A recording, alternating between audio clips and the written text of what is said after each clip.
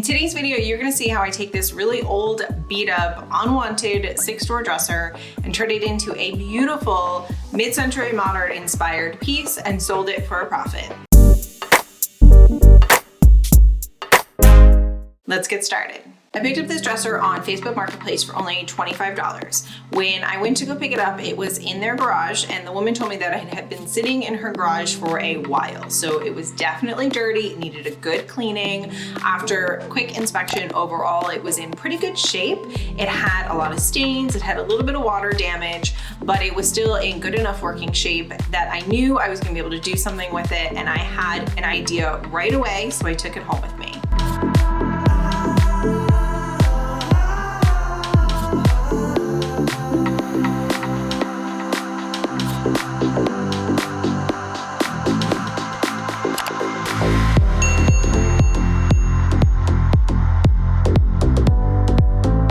So I started by taking the drawers out and getting everything cleaned up with a strong degreaser. I like using TSB because it works really well. Like I said, this had been sitting in a garage for months, so it definitely needed to be cleaned out, vacuumed, wiped down. And make sure when you're using any heavy degreaser, especially a TSB or TSB-like cleaner, that you wipe it down with a clean, damp cloth to get rid of any residue left behind.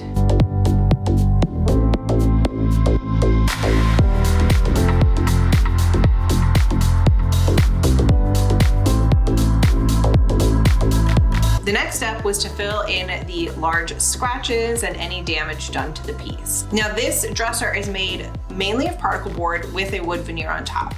And the wood veneer has a really deep grain to it. So I had to be careful with using the wood filler because I didn't want to fill up too much of the grain to where you would notice where the repairs are, but I did want to fill in some of the deeper scratches so they weren't so noticeable.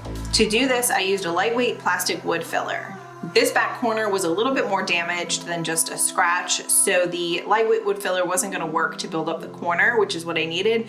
So instead, I used this quick wood to repair that spot. It's basically a 2-part wood filler. You just cut off the part that you knead it together until it's a uniform color, and then you stick it where it needs to go. It works great for repairs like this for building up corners, and it sands down really easily and dries really hard. While the wood filler was drying, I was looking at the metal drawer slides, and I was noticing that even though I wiped them all down, they just didn't seem to be as clean as I would like.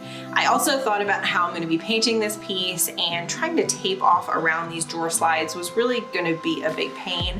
So what I decided to do at this point is just unscrew them so that I can give them a deep cleaning on their own and not have to worry about it when it comes time to painting. I'm so glad I did this because when I took them off, I realized there was still a lot of buildup and dirt behind them, so that really needed to be cleaned. To clean the drawer slides, I just soaked them in some warm water with a little bit of dish soap for a little while, and then pulled them out and wiped them all down and laid them out flat to dry.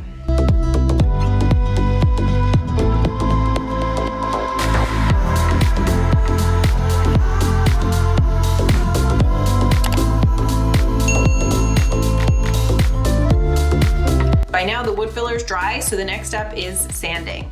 Because I plan on painting this piece, I only need to do a scuff sanding. I don't need to take the finish off, and that's also good in cases like this. When you're working with a veneer that could be very thin, you don't want to sand too much because you risk sanding straight through the veneer.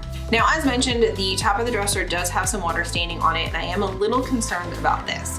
Water staining, on a veneer causes the veneer to bubble up, and it can be really difficult to repair without pulling off and putting on a whole new veneer, which I didn't really want to do. When I was inspecting the piece before purchasing it, felt like the bubbling was minimal, so my goal is to try to just sand it out and see how it goes.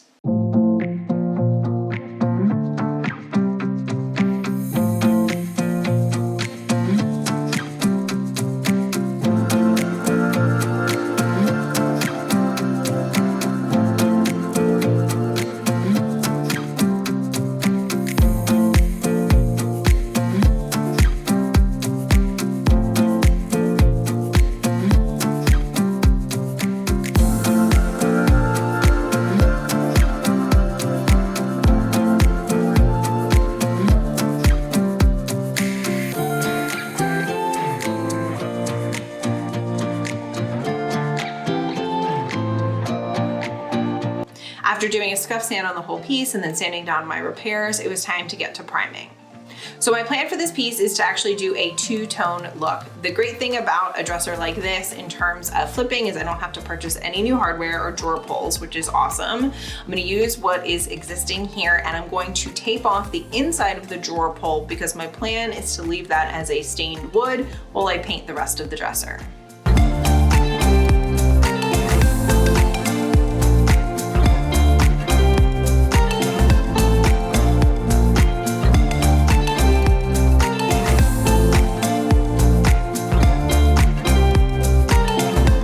For priming, I used Zinsser Bin's shellac-based primer, and because this dresser was sitting in a garage for a while, I just want to make sure that there's no unwanted odors or anything, and this primer does a great job of blocking all of that. I also love this primer because it dries really fast and it's easy to sand smooth.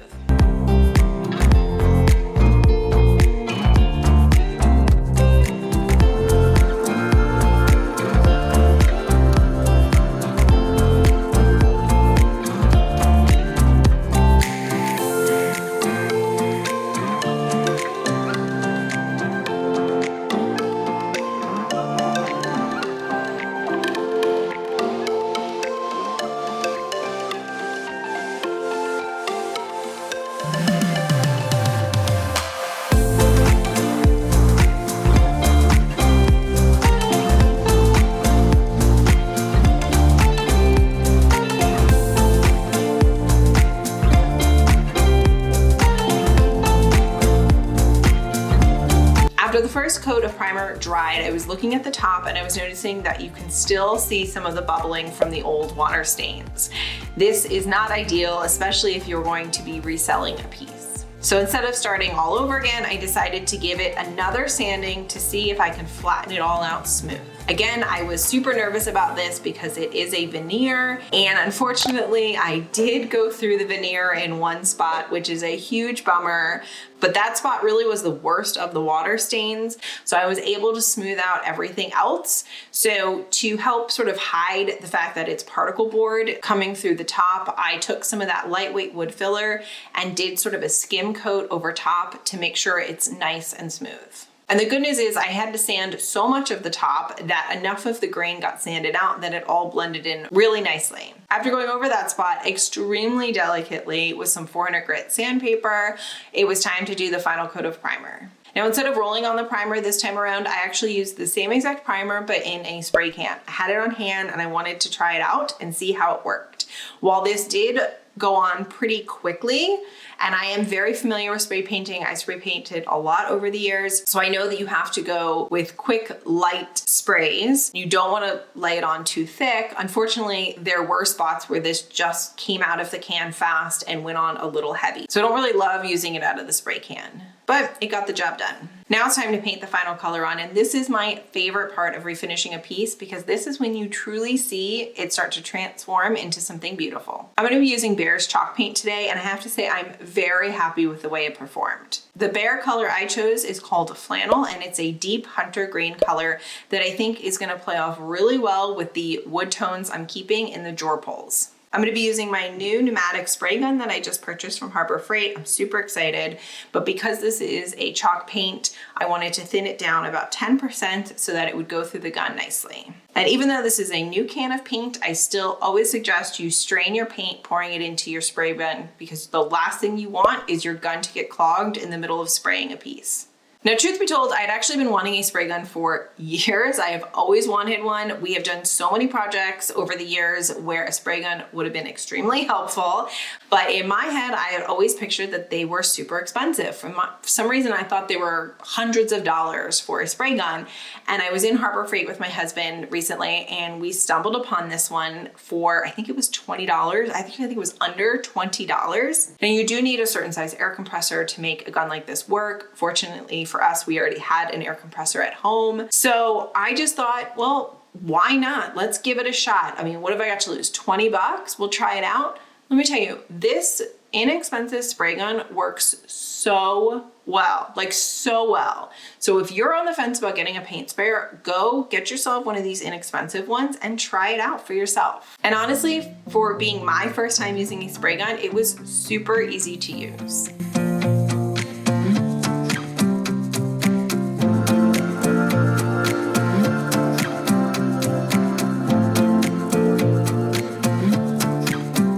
Even my husband got in on the action. I did 2 full coats of the flannel color and then I let it dry overnight. The next day, I did a light sanding on it with some 300 grit sandpaper, and it was time for a final top coat. I wanted to maintain a matte look on this piece, so I'm using Behr's matte top coat. And since it is a darker color, I'm using the same trick I learned from all the other YouTubers out there, which is to mix in a little bit of the paint color to avoid any streaking.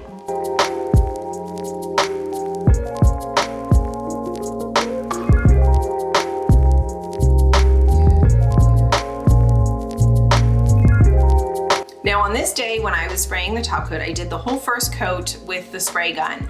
And unfortunately it was super windy this day. So I'm not sure exactly what was going on, but I ended up getting little speckles and splatters of the top coat all over the drawers. The actual body of the dresser was fine, but the drawer fronts, I wasn't happy with the way it was being sprayed on. I don't know if because of the wind, the top coat was actually drying mid-air before it was hitting the actual dresser, and I just wasn't happy with it. So I lightly sanded everything down and I decided to do the second and third coat of top coat by hand with a foam brush.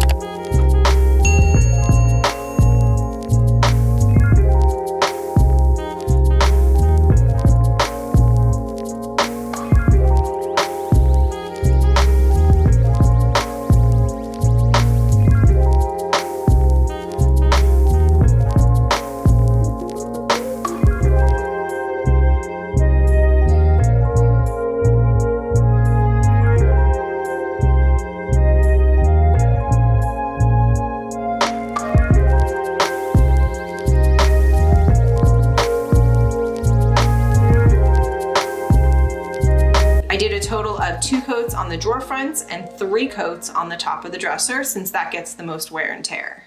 Now that all the painting is done, I want to focus on the wood accents I plan on doing on this dresser. Like I mentioned, the drawer pulls, I love that they're inset like that and they're already wood, and I wanted to maintain that, but I didn't like how orange the wood was. So because it's really difficult to sand the finish completely down in those pulls, I just sanded as much as I could by hand, just trying to take off some of that top coat.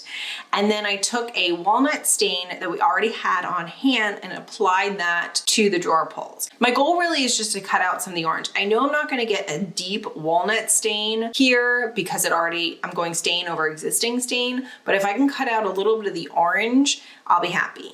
I think I did a total of 2 coats of that stain and I was happy with where it was. I didn't feel like I could get it any darker, so I moved on to the legs. I purchased these tapered legs on Amazon. I will link them in the description box below. And funny story, I actually thought I was purchasing unfinished legs that I could stain, but when they arrived, they actually had a glossy top coat on them, and I wasn't really thrilled with that. So Adam volunteered to sand them all down for me so that I could stain them. Now, because I'm staining a lighter raw wood and I'm trying to match what I have on the drawer pulls, I did a little bit of experimenting and mixing of the stains to see kind of where I could go with it. So after all of the sanding and the several attempts at staining, I'm not happy with what they're looking like.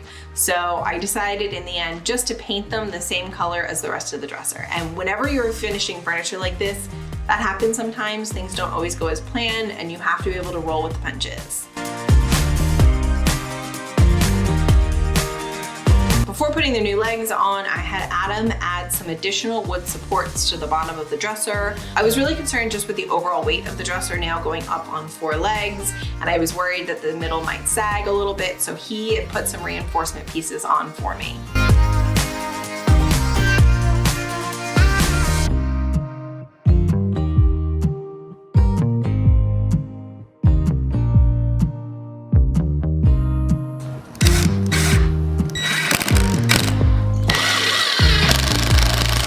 All that's left is to attach the new legs, take some awesome staged photos, and get it listed online for sale.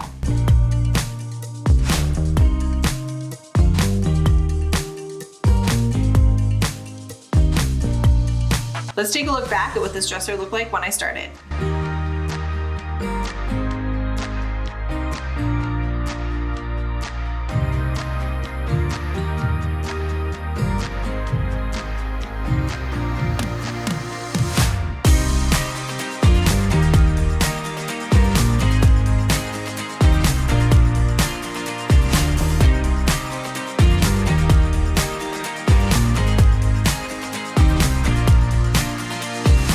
So I know a lot of you out there are curious about the numbers, so let's talk about them. I purchased the dresser on Facebook Marketplace for $25. I spent about $60 in all the materials. That includes the primer, the paint, the top coat, the extra wood reinforcements, and the legs. But the good news is I didn't have to buy any drawer pulls, and all the drawer slides were in great shape. I relisted the piece on Facebook Marketplace for $225 and it sold in one day. Like seriously, so fast, so many messages. I probably, looking back, could have gotten more for it, but I listed it a little bit lower for a few reasons. Number one, I'm still learning about my market and what things are buying and selling for. It's also the first piece of furniture I've refinished in a long time, so it is by far not perfect.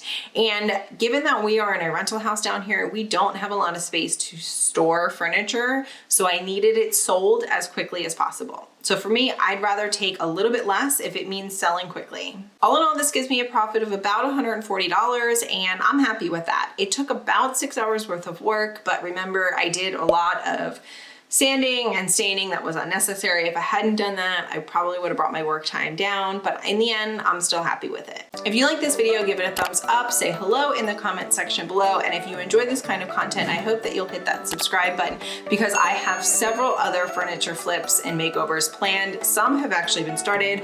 I'm currently working on several pieces that I was able to snag for a deal at a neighborhood yard sale, and you don't want to miss them, including a faux bone inlay console table that turned out really beautiful. Thank you so much for watching, and I'll see you on the next video.